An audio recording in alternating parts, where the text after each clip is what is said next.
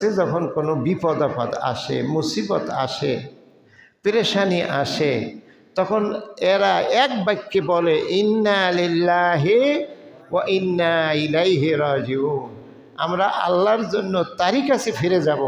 যখন আমরা আল্লাহর জন্য, তখন কি বিপদ আইলো আর না আইলো এটা গোনার সময়, আমরা পুরাটাই তো আল্লাহর জন্য।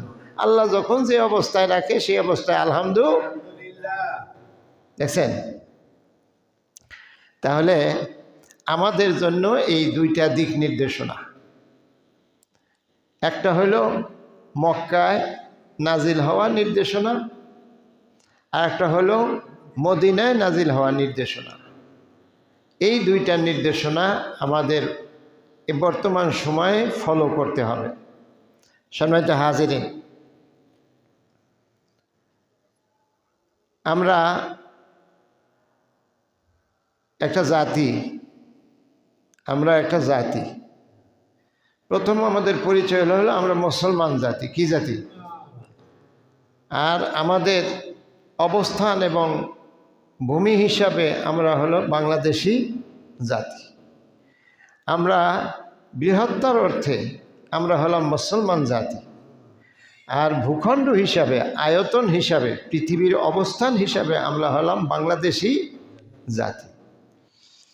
এই বাংলাদেশি জাতি, আমাদের সংখ্যায় আমরা হলাম 92% মুসলমান, আর অন্য অন্য জাতিগোষ্ঠী মিলে আমরা বাংলাদেশি। আমরা কি? বাংলাদেশি। আর মুসলমান হিসাবে, বাংলাদেশি হিসাবে 100% আমরা, আর মুসলমান হিসাবে আমরা 92% নাকি? এই 92% আর 100% সবাইরে আলো দেয় কে? এদেরকে অক্সিজেন বাতাস দেয় কে? খাওয়ায় কে? আমাদের খেতে ধান লাগাইলে 92%-এরও যেই ফলন হয়, শতকরা 8% অন্য যারা আছে তাদের একই ফলন হয় নাকি?